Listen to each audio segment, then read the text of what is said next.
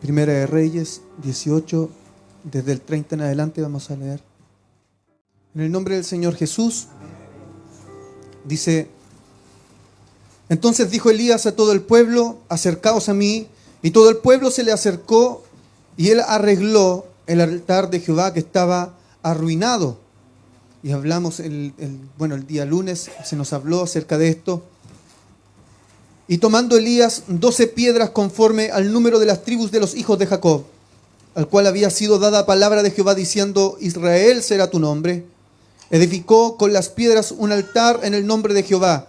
Después hizo una zanja alrededor del altar, en que cupieran 2 medidas de grano. Preparó luego la leña y cortó el buey en pedazos y lo puso sobre la leña. Y dijo: llenad 4 cántaros de agua y derramadla sobre el holocausto y sobre la leña. Y dijo: hacedlo otra vez. Otra vez lo hicieron. Dijo aún: hacedlo la tercera vez.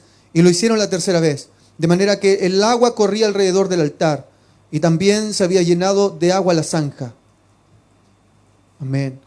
Cuando llegó la hora de ofrecerse el holocausto, se acercó el profeta y dijo: Jehová Dios de Abraham, de Isaac y de Israel, sea hoy manifiesto que tú eres Dios en Israel y que yo soy tu siervo y que por mandato tuyo he hecho todas estas cosas. Respóndeme, Jehová, respóndeme, para que conozca este pueblo que tú, oh Jehová, eres el Dios y que tú vuelves a ti el corazón de ellos. Entonces cayó fuego de Jehová y consumió el holocausto, la leña, las piedras y el polvo, y aún lamió el agua que estaba en la zanja. Viéndolo todo el pueblo se postraron y dijeron: Jehová es el Dios, Jehová es el Dios. Entonces Elías les dijo: prended a los profetas de Baal, porque no escape ninguno. Y ellos los prendieron y los llevó Elías al arroyo de Sison y allí los degolló. Amén. Este texto yo sé que lo hemos leído una y otra vez, pero quiero ahondar en algunos detalles porque mi título hoy es Agua y Fuego. Amén. Agua y fuego. Es curioso que hay un altar que está arruinado, pero el altar estaba cerca de un arroyo donde fueron a degollar a los profetas de Baal. Había agua y fuego en ese lugar. Y antes de que el fuego descendiera sobre el altar, es agua lo que se echa sobre el altar. El agua no se pierde, queda en la zanja. Y cuando el fuego desciende, aún el agua es lamida por el fuego. Así que hoy día quiero hablarles con este título: Agua y Fuego. Amén. Señor Jesús, voy delante de tu presencia. Sé, Señor, que tú algo quieres hablar el día de hoy. Oh Santo Dios, sé, Jesús, que tú quieres hablar. Te ruego, Señor, que tú hagas tu voluntad, Señor, en este día. Que nos hables por misericordia. Señor, háblanos por misericordia, Jesús. Háblanos por misericordia. Hoy día te ruego, Jesús, que esto que he sentido hablar pueda hacer vida en alguien. Si hay un motivo por el cual he venido a hablar, Jesús.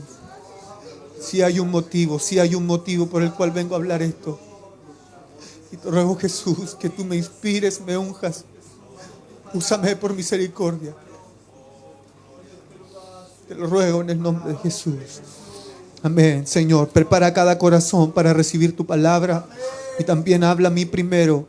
En el nombre de Jesús. Amén. Amén. Gracias, Señor. Amén. Antes de sentarse, dele una fuerte alabanza al Señor.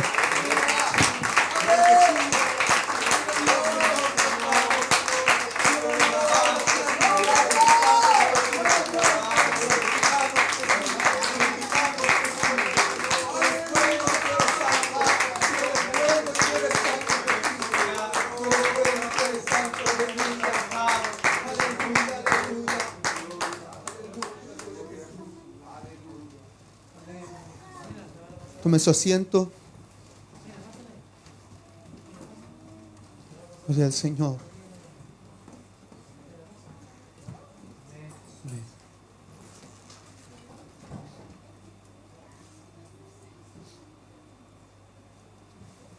Amén. Amén. Me causa curiosidad saber cómo existe esta dialéctica entre el agua y el fuego, porque nosotros hasta el día de hoy los consideramos contrarios. El agua apaga el fuego, pero eso es en algunas realidades solamente. Recuerdo haber quedado sorprendido, por decirlo menos, una vez que un profesor ocupó un producto químico sobre aluminio y le echó agua. Y la reacción al echarle agua fue fuego. Y dije, entonces ¿no era que el agua apagaba el fuego? Me cambiaron la historia. Es que en algunas realidades parece que el agua apaga el fuego, pero no es en toda realidad. El agua y fuego sí están relacionados. En algunos textos se nos menciona que somos probados a través del agua, pero en otros textos se nos dice que somos probados a través del fuego. Es decir, que agua y fuego, que parecen contrarios, en realidad están siendo usados con el mismo objetivo. Es que a veces se nos dice que los utensilios tenían que ser lavados con agua, pero habían otras ocasiones en que era el fuego el que tenía que pasar por ellos. Y que estas historias que parecen de polos opuestos, agua y fuego, en realidad terminan siendo lo mismo. Es que Dios utiliza agua y fuego con un objetivo claro. Me causa curiosidad además que se nos habla de el agua destruyendo el mundo, pero después nos habla del fuego destruyendo a los seguidores del diablo. Pero antes incluso nos dice que después del diluvio, de ese gran diluvio en que la humanidad fue destruida por el agua, el Señor dijo: no los voy a destruir por agua. Pero poco después está Sodoma y Gomorra, pueblos que se habían apartado de Dios, y el Señor los destruye por medio del fuego. Entonces agua y fuego están destruyendo, pero agua y fuego nos prueban, pero agua y fuego también están presentes en el sacrificio, están presentes en el servicio. Entonces hoy día quiero decirle que agua y fuego nos parecían contrarios, pero en realidad son dos caras de una misma moneda. Agua y fuego en realidad parecen que se estuviera uno con el otro en completa discusión, pero en realidad es una dialéctica. Hablan entre ellos hay un compromiso, entre ellos también hay una, ¿cómo se dice? Complicidad era la palabra que buscaba. Muchas gracias, Moisés. Hay una complicidad entre ellos, están trabajando juntos, parece que fueran contrarios, pero son más unidos de lo que creíamos. Hoy día quiero mencionar estos pasajes bíblicos con el propósito de poder darles a entender algunas cosas que he comprendido en estas últimas semanas, desde un video que vi a través de un Bacari suelto por Israel. Ese es un canal de YouTube de un hombre uruguayo, al parecer, que anda por Israel recorriendo tierras y va explicando lo que va viendo en ese lugar y nos cuenta la historia, relaciona lo que él está viendo o lo que está mostrando en el video con lo que dice la Biblia. Está de alguna forma llevándonos al lugar mismo de los hechos. Así que me parece, creo que es un canal muy educativo para todos, y si ustedes tienen la oportunidad de algún día mirarlo, ya busquen ahí un Bacari suelto en Israel, les va a gustar, eso creo.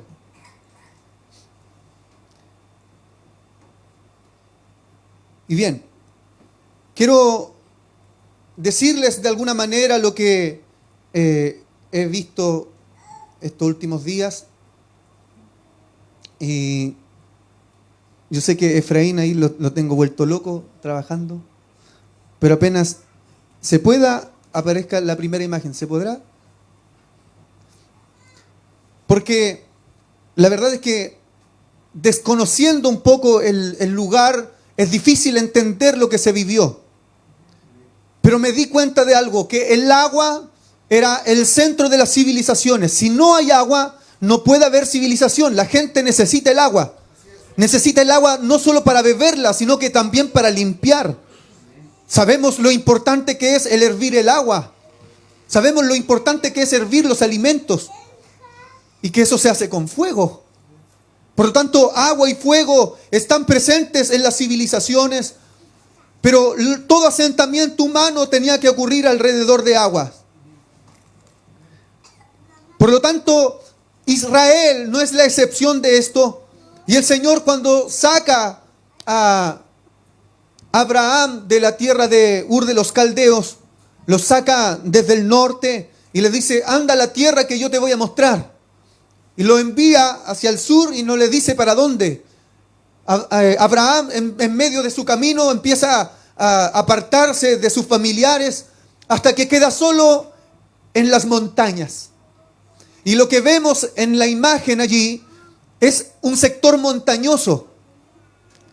Ese es un sector montañoso. Todo lo que se ve ahí donde están las dos masas de agua, que uno sería el mar de Galilea y el mar Muerto, el más grande que está abajo. El mar de Galilea en realidad es un ensanchamiento del río Jordán. Y el mar Muerto, es uno de las... es el agua más salada probablemente que se ha descubierto. Se decía que no había vida y después se descubrió que sí había vida allí. De alguna parte, en esas montañas, es alimentada por agua. Esas masas de agua que ustedes ven en realidad están más abajo del lugar de donde estaba Abraham. En Israel llueve alrededor de 30 días al año. En esos 30 días del año tiene que llover la suficiente cantidad de agua para que viva toda esa gente. En Israel, que ha crecido tanto, necesitaron desarrollar tecnología para poder ocupar la suficiente agua, o que el agua que caía fuera suficiente para poder mantener a tanta gente. Entonces, ellos pueden reutilizar el agua hasta 7 veces con los mecanismos que tienen. Bueno, quiero decirles que antiguamente no estaba esa eficiencia del agua, así que tenían que vivir solamente del agua que podía aparecer allí. Y quiero que usted se centre aproximadamente en el centro de todo. Vemos que hay como donde está la fuente de agua más grande o la masa de agua más grande, arriba a la izquierda está Jerusalén. ¿Ya? Y Jerusalén fue la ciudad importante. Ahí fue donde llegaron después de Abraham, los jebuseos. Y quiero que entendamos un poco, esa tierra estaba ocupada, pero habían asentamientos, eran tribus pequeñas. Y cuando Abraham llega ahí, en un momento Dios le dice a Abraham que tiene que apartarse y que tiene que ir a sacrificar a su hijo al monte Moriah. Y puede aparecer la segunda imagen ahora. El monte Moriah es un monte que, gracias, miren, donde está esa pequeña ciudad, ya como un poco hacia arriba, a la izquierda, ya arriba a la izquierda, se ve que hay como un monte. Ese es el monte Moriah. Y el monte Moriah tiene mucha historia. Ese monte sí que tiene historia. Porque en ese monte ocurren muchas cosas. Si ustedes van como hacia abajo por la izquierda, van a encontrar un valle también muy importante con mucha historia. Bueno, quiero hablar de esas dos partes por ahora, porque en el monte Moriah es donde se menciona que Abraham fue a ofrecer como sacrificio a Isaac. Pero nosotros pensamos que eso es lo único que Abraham hace en el monte Moriah. Sin embargo, también es en ese monte o en el valle que está abajo, y no se menciona el monte Moriah, pero es el valle que está justo abajo, donde se encuentra con Melquisedec muchos años antes. Por lo tanto, el monte Moriah a lo mejor no nos sonaba de antes, pero antes ya estaba ese lugar como centro de la historia bíblica. Abraham estuvo allí antes de que Dios lo llamara al monte Moriah. Abraham ya había estado allí. Cuando Lot sale arrancando, cuando Abraham tiene que salvarlo y va a pelear contra los reyes, entonces Abraham, después de que sale y se da cuenta que ganó, no sabe cómo, porque eran menos. Los otros eran tremendo ejército. Él se fue con sus siervos que no sabían ni pelear. Entonces él dice, voy a tener que ir a agradecer. Y se va a ese lugar y entrega los diezmos a alguien llamado Melquisedec. La Biblia dice Melquisedec significa rey de justicia. Melquisedec significa rey de justicia. Melquisedec era un rey. Y era de justicia, era un rey justo. Además, Melquisedec se dice rey de Salem en el libro de Hebreos. Ahora, lo que se dice ahí es la Ir Shalem. ¿Ir Shalem le suena? Jerusalén, que significa ciudad de paz. Por lo tanto, lo que había allí era una ciudad donde estaba Melquisedec. La Biblia dice que Melquisedec salió de la ciudad para encontrarse con Abraham. ¡Wow! ¿Quién invitó a salir a Melquisedec? Es como que si Melquisedec estuviera allí. Además, la Biblia dice que Melquisedec era sacerdote del Rey Altísimo. En realidad, la palabra que se ocupa ahí es el Elión, que significa el Dios supremo, el Dios de todo. Estamos hablando que en los tiempos de Abraham estaba ya una cultura que tenía un único Dios. ¿Cómo es posible? ¡Aleluya! Bueno, es que la historia nos quiera mencionar algunas cosas de esto. El libro de Hebreos también nos da detalles. Y es que dice que es sacerdote de la ley. O dice que no tiene principio de días. Otros dicen de la orden antigua. ¿Qué orden antigua? Bueno, es que hay un arqueólogo y también un rabino judío que estuvieron trabajando en esto y han llegado a una conclusión. La conclusión a la que han llegado es que Melquisedec tuvo que haber pertenecido a tiempos antiguos, a una línea de descendencia antigua. Podemos leer en la Biblia que cuando Dios saca a Adán y Eva, imagínense el tiempo que me estoy retornando, cuando Dios saca a Adán y Eva de la tierra, del huerto del Edén. El huerto del Edén estaba alrededor de Irak, de las tierras de Irak, para que se tome la idea. Así que ellos salen expulsados y se van un poco más al sur. Cuando ellos salen, la Biblia nos dice que ellos tuvieron 2 hijos, Caín y Abel. Pelean entre ellos, ¿recuerdan? Y solamente queda Caín vivo, el mayor. Abel muere. Pero dice la Biblia que ellos volvieron a tener un hijo y le pusieron por nombre Set. Abraham ya tenía sus años cuando tuvo a Set. Adán tuvo sus años, tenía sus años cuando tuvo con Eva a Set, que le llamaron el sustituto. Ahora, este sustituto vivió otra vez como 900 años. Pero cada vez nos menciona la Biblia que tenían como 100 años y tenían un hijo. Y nos empiezan a nombrar toda esta historia de que los hijos iban a teniendo, Set iba a tener a un hijo, el hijo a otro hijo y a otro hijo, hasta que llegan al famoso Enoc, séptimo desde Adán, que caminó Enoc con Dios. Enoc tiene a un hijo llamado Matusalén, y Matusalén vive 969 años. Y si usted saca la cuenta, cuando muere Matusalén es el año en que fue el gran diluvio. Por lo tanto, los hijos de Noé, que fueron los del diluvio, que quedaron vivos, los hijos de Noé alcanzaron a conocer a su bisabuelo, o su abuelo, bisabuelo, a su bisabuelo Matusalén. Lo alcanzaron a conocer. Los hijos de Noé alcanzaron a conocer a su bisabuelo Matusalén. Y esto quiero un poco explicarles en qué consiste esta teoría, pero tengo que nombrarle todo esto para poder decirle que de los hijos de Noé que quedaron, que eran 3, Sem, Cam y Jafet, el que se nos sigue mencionando su genealogía, como después viene los descendientes, los israelitas, es Sem. Y Sem, de los que quedaron, imagínense, estoy yendo desde Adán, Noé, ahora el hijo de Noé, que probablemente conoció a Matusalén, fue el que quedó y estaba sirviendo a Dios. Sem se quedó sirviendo a Dios. No se nos especifica lugar, pero sabemos que Sem se quedó sirviendo a Dios. Entonces, lo que estos hombres comienzan a calcular son los años que vivió Sem y los descendientes que pudo haber tenido, y la historia en que nos menciona a Abraham y nos da a entender que que Melquisedec tuvo que ver probablemente tenía que ver con la familia de Sem.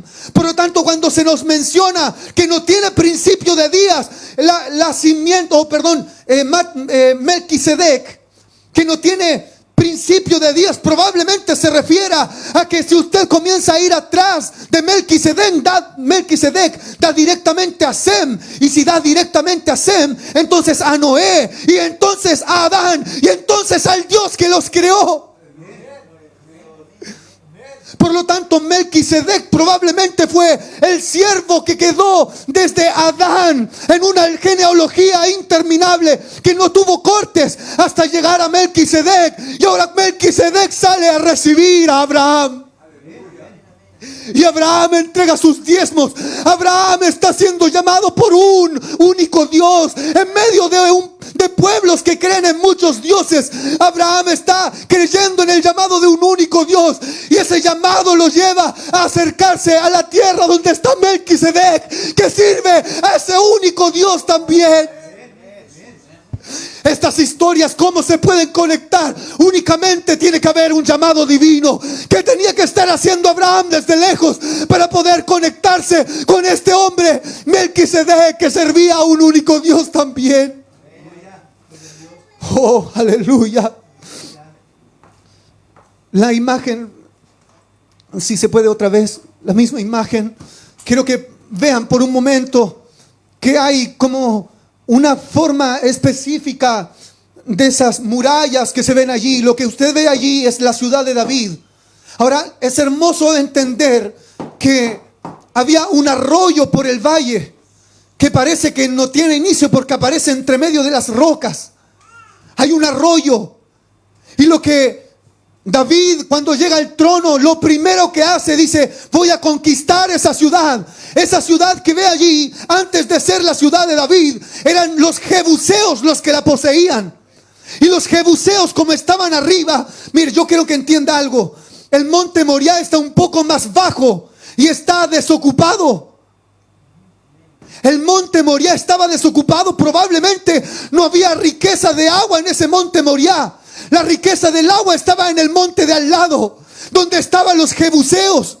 Y ellos tenían fortificado todo para proteger lo más importante que tenían, que era el agua. El agua la tenían protegida. Por lo tanto, si usted ve esa ciudad amurallada, que no la amuralló probablemente David, a lo mejor reforzó los muros, pero esa ciudad amurallada estaba de antes. Ven que hay como un óvalo donde está amurallado, pero hay algo que sobresale bajando del monte. Eso que está fortificado allí de manera especial es el agua. Está siendo protegida. El agua está siendo protegida. En ese lugar es donde está el agua y la fuente de agua. ¿Sabe? La historia nos cuenta y nos reafirma lo que dice la Biblia. El agua fluía desde abajo. El agua fluía desde abajo. No era que ellos tuvieron que cavar. De repente se dieron cuenta que había agua que fluía desde abajo de las piedras. Yo les dije que 30 días al año aproximadamente llovía en Israel. Por lo tanto, esa masa de tierra que está allí era un tremendo estanque que guardaba el agua por 30 días que llovía en el año.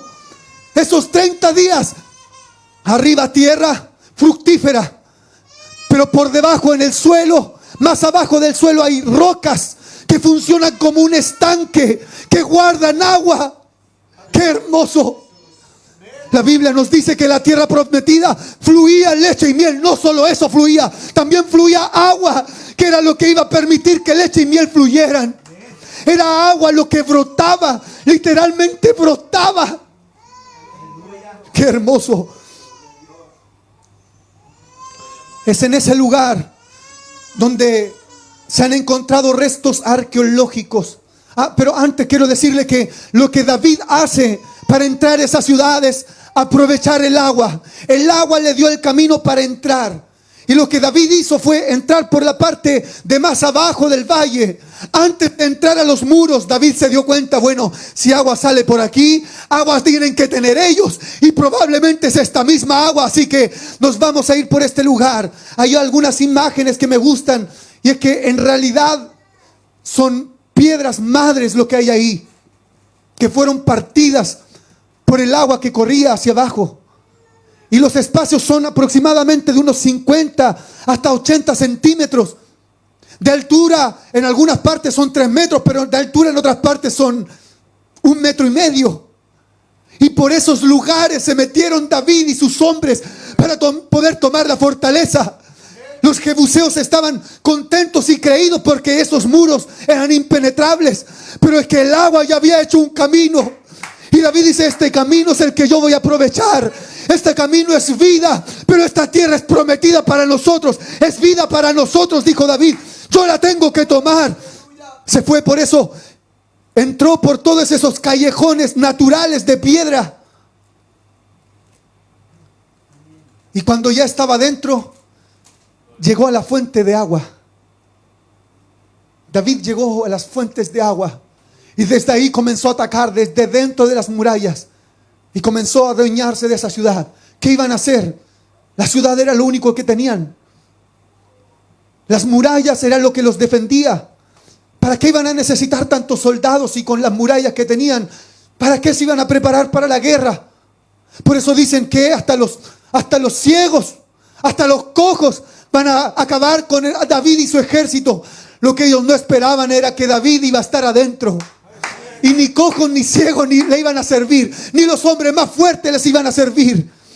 Gloria a Dios. David se hace de esa tremenda ciudad. Ahora quiero decirles que ese lugar que estaba fortificado, la tercera imagen que se muestra desde arriba, eso es, hacia acá es donde está el valle.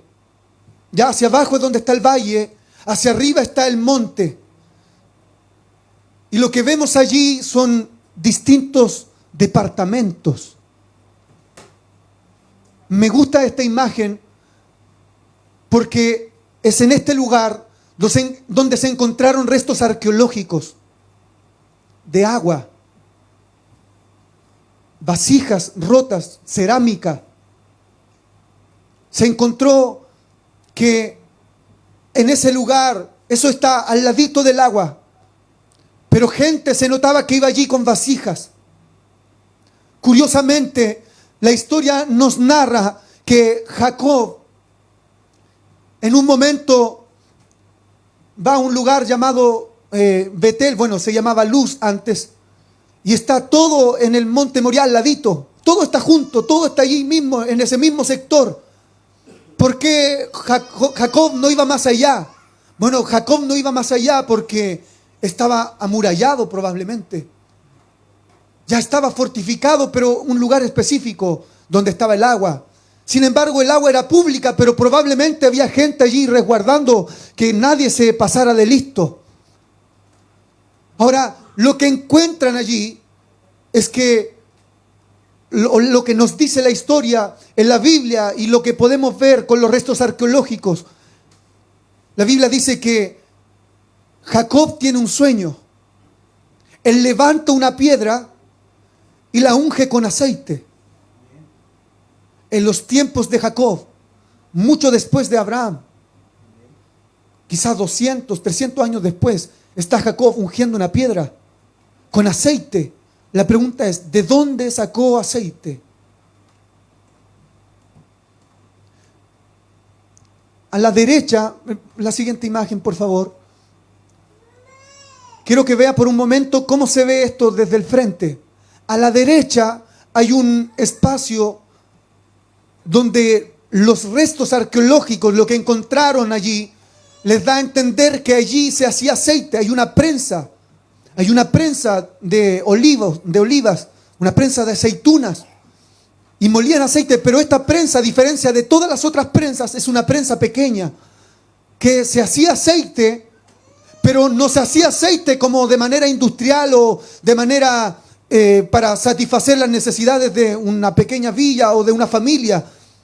Se hacía aceite con otro propósito. El aceite que se formaba allí, al parecer, era aceite que se ocupaba para servicios religiosos. Porque no tiene otro sentido que haya una prensa tan pequeña. La única manera de explicarlo es que ese aceite se hiciera para servicios religiosos. Entonces, probablemente, yo digo, Jacob, que andaba por allí, a unos 300 metros de allí, dijo, bueno, voy a ir a pedir aceite, pero este lugar es especial. Él va a buscar el aceite y a la piedra le echa aceite. Y ahora dice, esto no es otra cosa sino casa de Dios y puerta del cielo. Aleluya.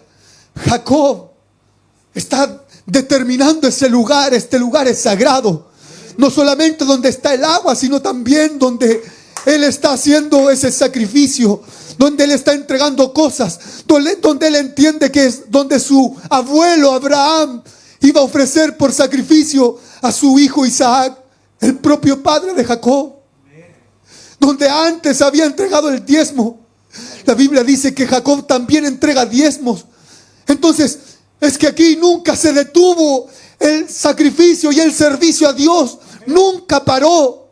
Es más, los restos arqueológicos dicen que está desde la edad de bronce, desde los tiempos de David o un poco antes, incluso antes que David ya se tienen restos arqueológicos de que se servían, que se hacían cosas en ese lugar. El lado izquierdo que usted puede ver de la imagen es donde probablemente, según lo que se ve, las marcas que se dejaron, se dejaba un trípode con un animal y se dejaba que se desangrara, se hacían sacrificios. Al medio hay aún actualmente existe una piedra levantada. Esas piedras levantadas no se hacían por nada, no eran tumbas. Eran lugares que se levantaban y las piedras levantadas representaban que era un lugar especial y donde había un sacrificio a Dios. Estoy hablando que en ese mismo lugar, tan solo unos metros de distancia, está el servicio a Dios y el agua. Está el animal que se sacrifica y también al lado está el altar donde se ofrece como holocausto. Agua y fuego están todos allí mismo. ¿Qué creen ustedes? Cuando David trae el arca a Jerusalén, ¿a qué parte creen que la llevó? Probablemente la llevó a este lugar donde por probablemente 1000 años casi se estaba sirviendo a Dios. No había parado. Ese altar tenía sacrificios. Había recibido ataques una y otra vez. La historia probablemente nos cuenta que una y otra vez recibió ataques, pero allí está todavía. Qué hermoso saber que agua y fuego estaban relacionados. Sacerdotes, ¿qué tienen que hacer antes de entrar a ofrecer holocaustos? Tienen que pasar por el agua y lavarse para poder ofrecer holocaustos. Aleluya.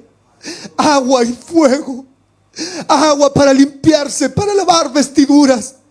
El fuego para ofrecer sus sacrificios. Agua antes del sacrificio. Agua antes del sacrificio. Agua antes del sacrificio. Y parece que la historia no termina nunca porque, bueno, Efraín, puedes volver a la imagen donde está la ciudad como macro. Hace un tiempo atrás había entendido algo, y es que eso es lo que hay. Fíjese, eso es lo que hay. Ahí está la ciudad de David, y David dice, tengo un palacio. El palacio de David está justo arriba de toda la ciudad. Justo en lo que se ve arriba en la imagen está la ciudad de David. Y la gente venía acercándose normalmente desde zonas que David podía ver desde ese lugar. David podía ver todo desde allí. Entonces la gente que se acercaba iba a tener que pasar casi sagradamente por el valle que pasa por debajo del palacio de David. Y David tenía que solamente dar la vuelta por arriba.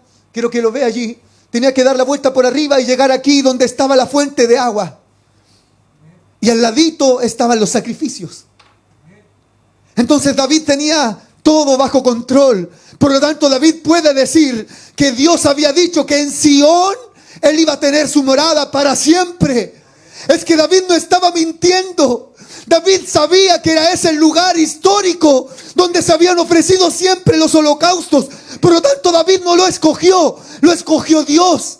Para David, él decía, bueno, aquí está mi ciudad, aquí está mi palacio, pero este monte, el monte de Sión es ese que está allí es el monte de Sión. El monte Moriah es donde después Salomón decide colocar el templo. Y Salomón hace una obra de ingeniería tremenda. Él rellena todo el espacio que está desde la ciudad de David hasta el monte Moriah, de tal manera que eso se transforma prácticamente en un único monte.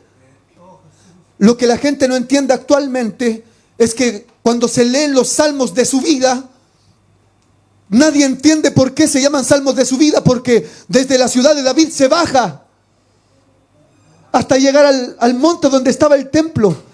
Porque antiguamente el monte estaba acá arriba y después estaba allí.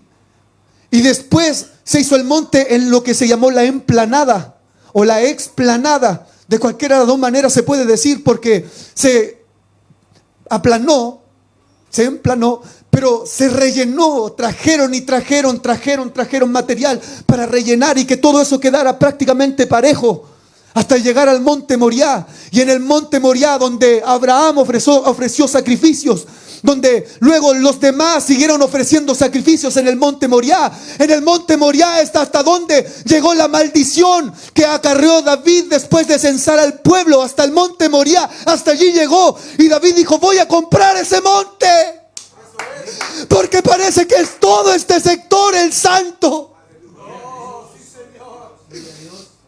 Y se lo quieren regalar. Y David dice, pero yo no puedo ofrecer a Dios algo que no me cueste nada. Quiero comprar ese lugar. No voy a tener ese cerro, no voy a tener ese monte con ningún sacrificio. Yo me voy a sacrificar por él. Y lo compra. Y ahora Salomón tiene todo listo. Y ahora él comienza a construir sobre el monte Moriah. El templo de Salomón fue sobre el monte Moriah. Y abarca un tremendo espacio hacia acá. Después viene el rey, el emperador Herodes, y él construye un gran templo que es muchas veces más grande que el templo de Salomón, que ya era magnífico. Y él ocupa prácticamente todo ese espacio que se ve en blanco arriba. Lo ocupa todo. Así que como que se nos pierde desde donde está el templo hasta donde llega la ciudad de David. Pero saben, gracias a la pandemia, estoy hablando de datos actuales, gracias a la pandemia, como no había afluencia de turistas en Israel, en Jerusalén específicamente, comenzaron a sacar tierra, a descubrir las cosas que estaban debajo. Sabían que habían cosas abajo, pero no sabían qué era. Habían algunos datos que no se conocían bien. ¿Dónde habían ocurrido?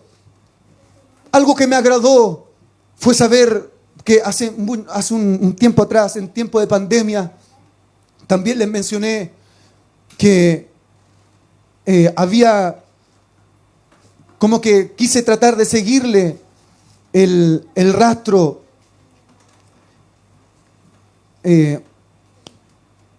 a la iglesia de Filadelfia. Y me acuerdo que en esa ocasión, según los datos que nos dice la Biblia, según los datos históricos, empecé a seguirle el rastro.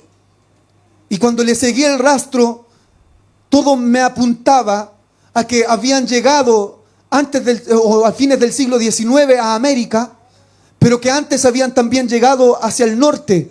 Probablemente estuvieron en Grecia, estuvieron en otros lugares de Europa y llegaron hasta Rusia.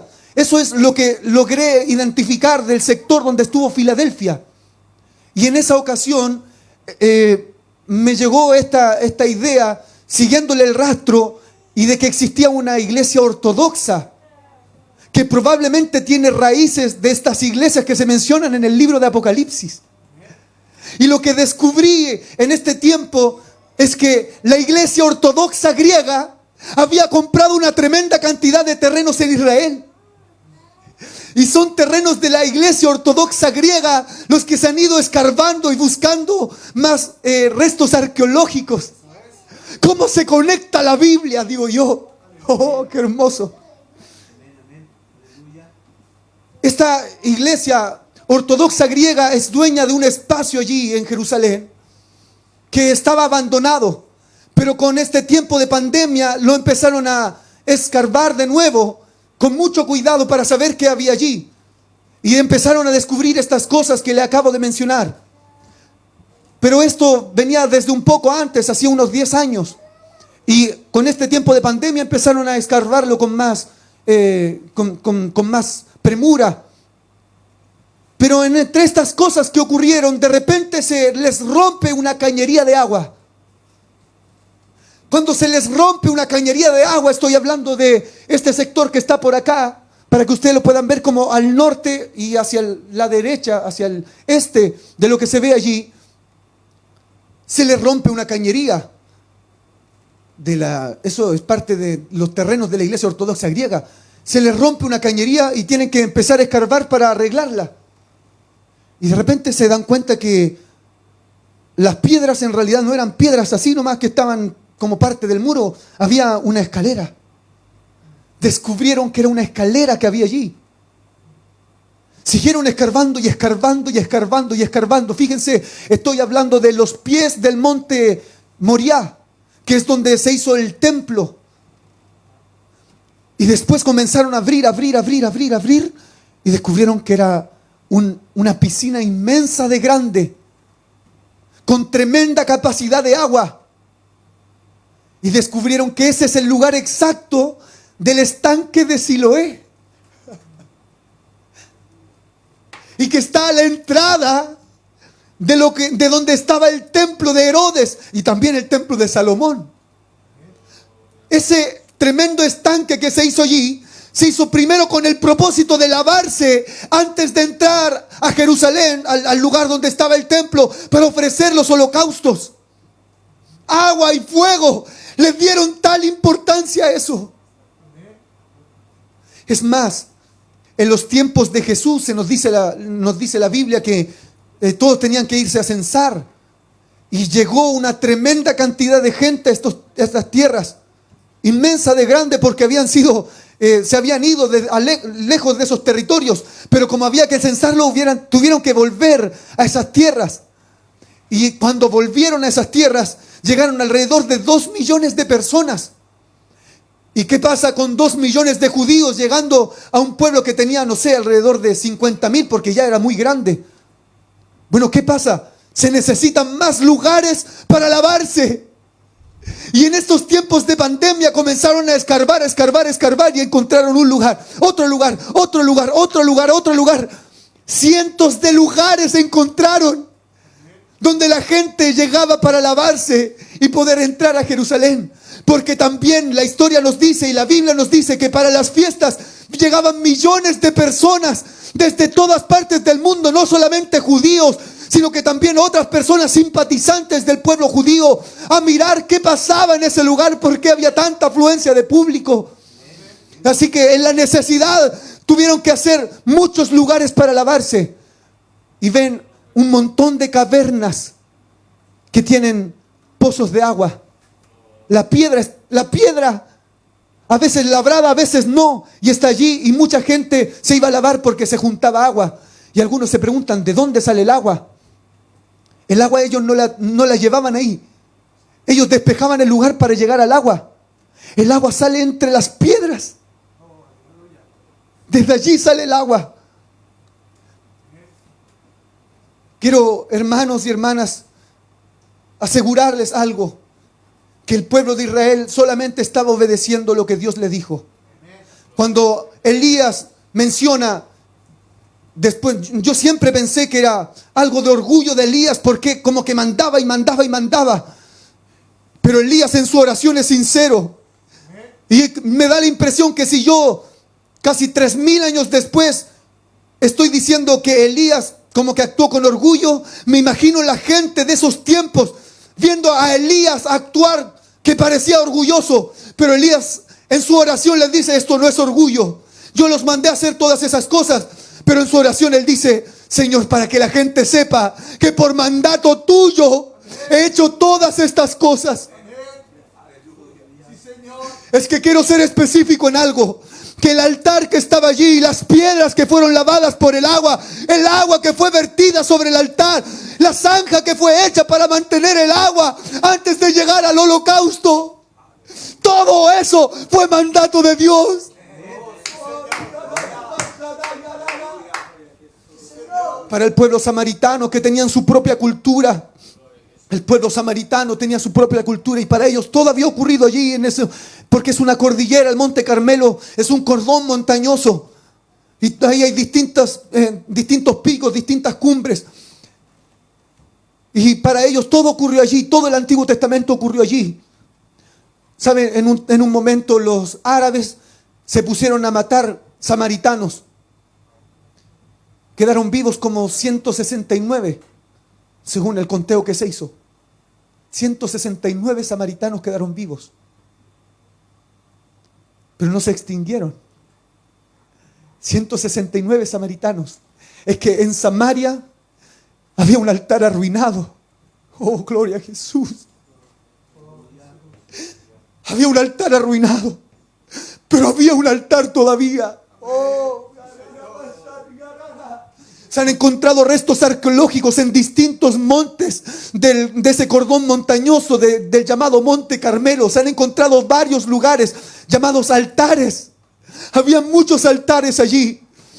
Y ya sabemos que había un lugar. Víctor nos explicaba el otro día que había un lugar que parece que era el lugar de reunión entre esos montes de Galaad.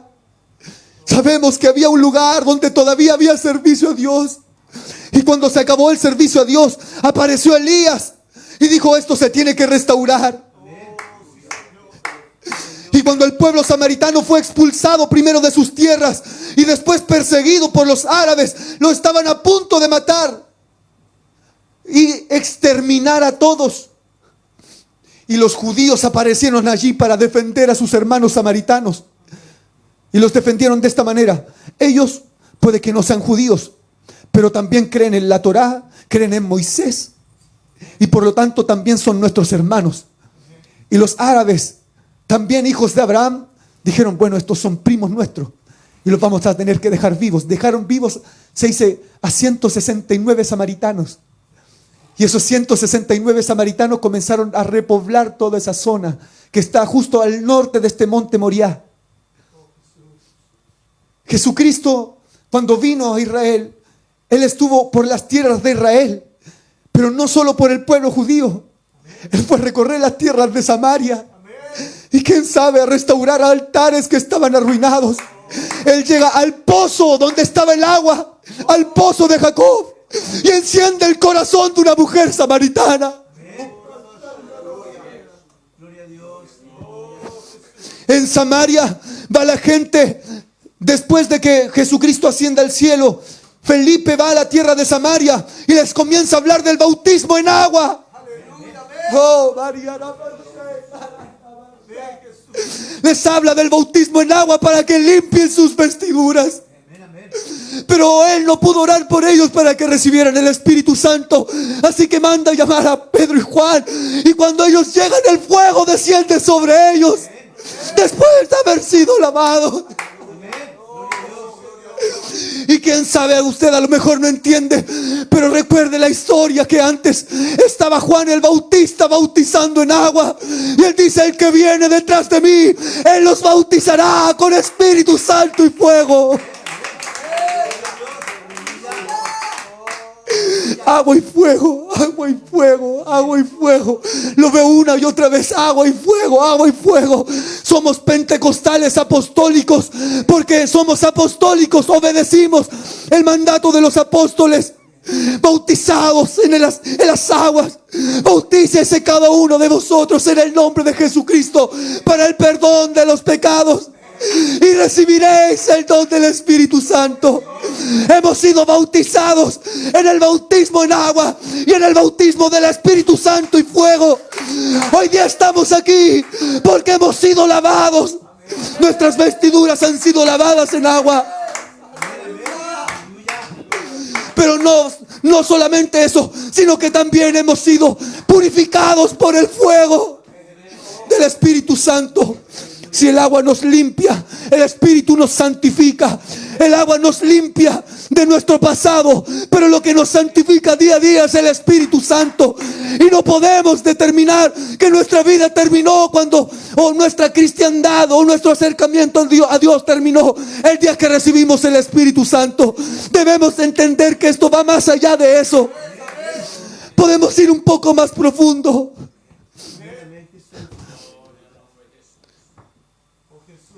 Cuando Jesús llama a sus discípulos a la Santa Cena, el primero coloca una toalla, se coloca una toalla y comienza a lavar los pies de sus siervos.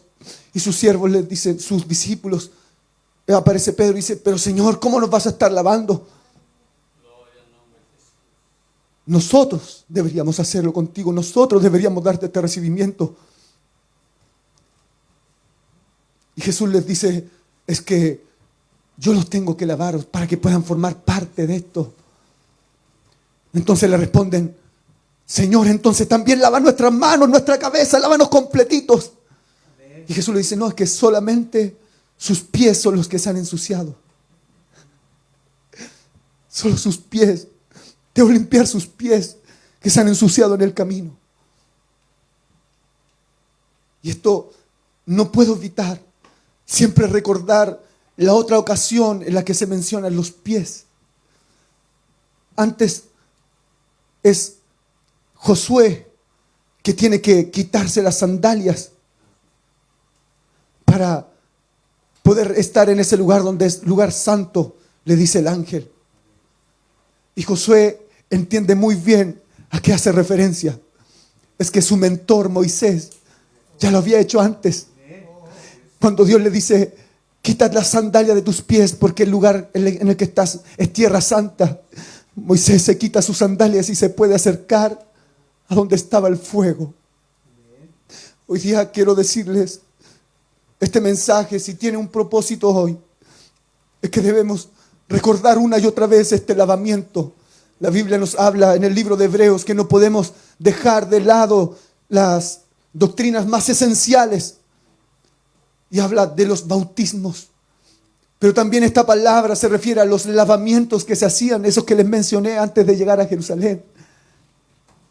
Habían cántaros también para hacer estos servicios.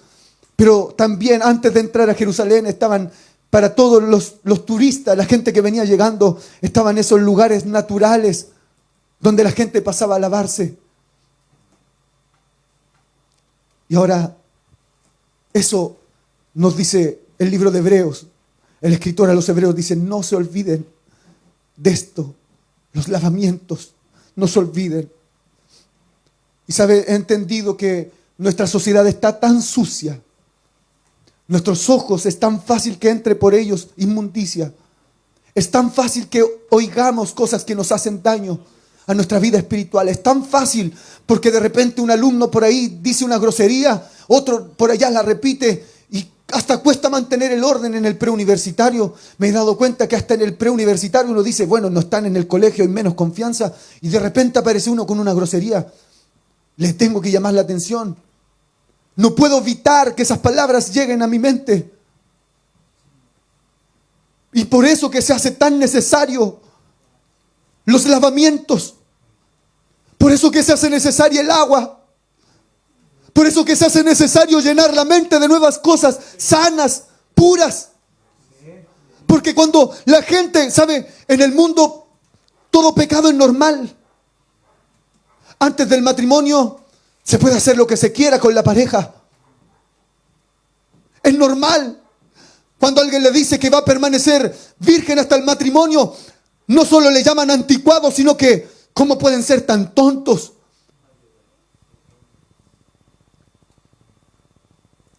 Todo eso, créame que está dañándonos una y otra vez. Y necesitamos ser lavados. Necesitamos otra vez que el agua pase por nosotros. Otra vez lavarnos y que esas inmundicias puedan soltarnos. Que podamos nosotros soltarlas a veces. Salir de allí para que ahora podamos llegar al fuego, al sacrificio, para que podamos dejar que el Espíritu Santo comience a llenarnos de ese fuego y se ha quemado todo lo que queda todavía dentro. Si hay cosas, rencores que han sido guardados, lo único que los puede sacar es el Espíritu Santo. Las oraciones necesitan ser efectivas.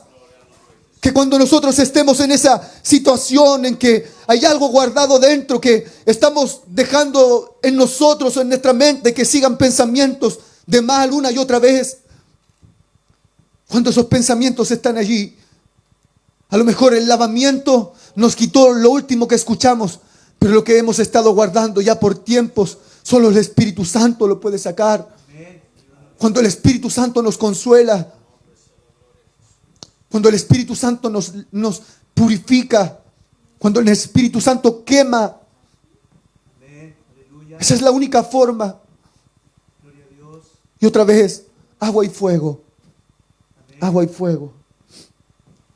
Quiero que se ponga en pie. Vamos a orar al Señor. Quiero que por un momento confesemos nuestros males. Confesémoselo al Señor. Esta oración no tiene por qué ser fuerte. Puede ser una oración suave si quiere. Háblelo, háblelo. Eso es importante, háblelo. Todavía está el agua emanando, incluso de entre las piedras. El agua está saliendo incluso de entre las piedras. El agua está saliendo incluso de entre las piedras. El agua sale y fluye todavía. Todavía hay agua para limpiarnos. Jesucristo vertió sangre en un camino antes de llegar al Gólgota, para que puedan ser limpiados. Puede ser limpiado hoy. Puede ser limpiado hoy.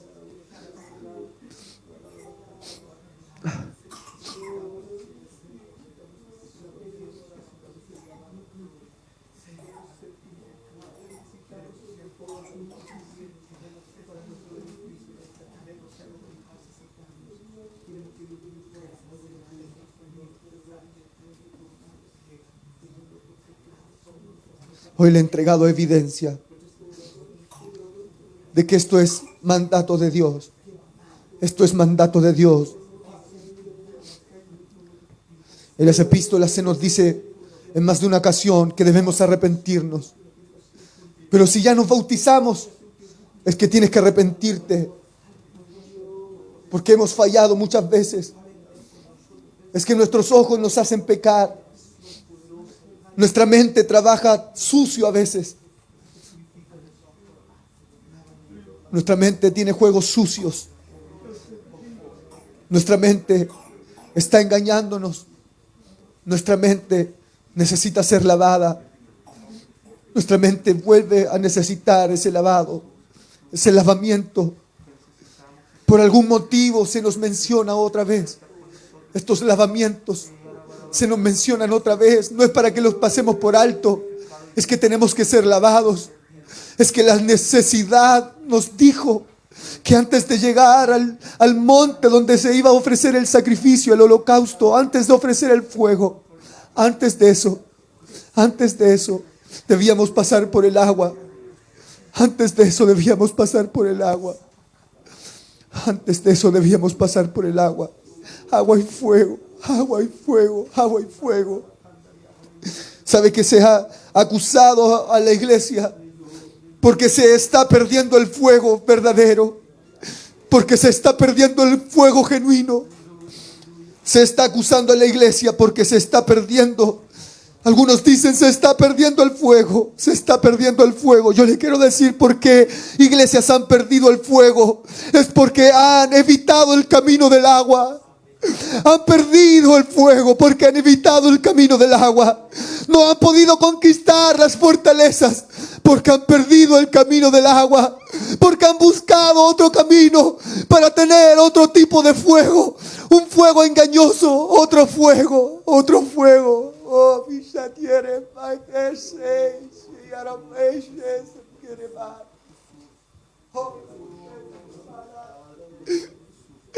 Algunos han evitado el camino del agua. Algunos han evitado el camino del arrepentimiento. Algunos lo han evitado, algunos lo han evitado. Y eso parece que en primera instancia no trae mayores consecuencias. Pero con el tiempo lo que ocurre es que no desciende el fuego. Es que cuando se deja de pasar por el agua, se pierde el fuego.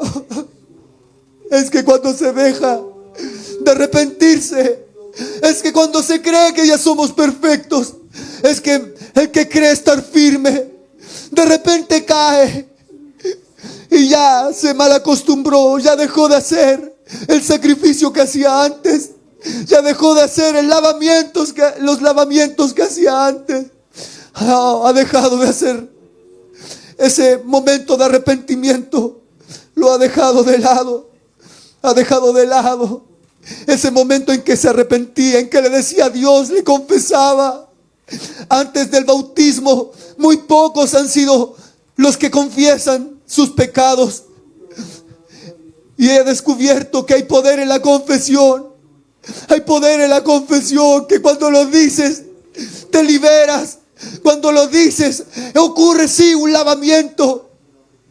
Es que los demonios que te estaban atacando, cuando lo confiesas, ya no te pueden seguir acusando, porque lo confesaste. Es necesaria esta confesión. Es necesaria esta confesión. Es necesario que te confieses. Es necesario que te confieses. Antes, confiésate. Estás pasando por el agua, confiésate.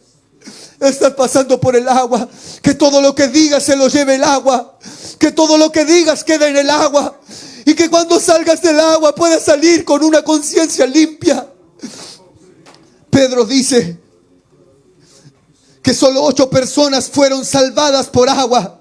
Y después dice, y el bautismo que corresponde a esto ahora nos salva. El bautismo, el pasar por el agua, nos salva. No quitando las inmundicias de la carne, pero es para la aspiración de una limpia conciencia delante de Dios. Es que cuando lo confesamos, es para liberarnos de las culpas que el diablo nos quiere decir. Es que cuando quieres ser utilizado por Dios, el diablo sabe que te puede acusar. Y si el diablo te acusa, te vas a atar de manos y no vas a poder ofrecer sacrificio porque te están acusando. Pero si en el agua te confiesas, oh, el diablo no te va a poder acusar porque ya vas a estar confesado.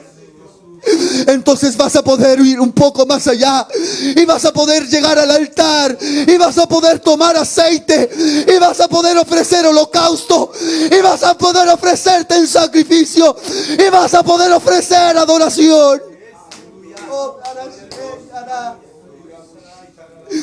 A veces has sentido que tu adoración no logra pasar el techo. A veces has sentido que tus lágrimas no logran ser lo suficientemente buenas. ¿Has sentido alguna vez que a pesar de ser tocado por el Espíritu no has podido liberarte? Te quiero decir por qué. Es que no pasaste por el agua. No pasaste por el agua, no te confesaste, no lograste soltarte o liberarte de tus acusadores. Pero hoy día pasa por el agua, y si pasas por el agua vas a poder ofrecer holocausto y vas a sentir otra vez tu libertad y vas a poder apropiarte de ese fuego y tu alma será encendida. Oh, y aún el agua que haya quedado en tu cuerpo será la vida por el fuego. En el nombre de Jesús, en el nombre de Jesús, clamemos por fuego hoy. Digámosle, Señor, hoy día te ofrecemos holocausto. Hoy día te ofrecemos nuestra carne. Hoy día te ofrecemos sacrificio de labios que confiesen tu nombre. Hoy día te ofrecemos, Señor, nuestro cuerpo en adoración. Hoy día te ofrecemos nuestro corazón, y nuestra entrega es voluntaria, Señor. Nuestra entrega es voluntaria. Nos ofrecemos a ti, Señor. Aleluya.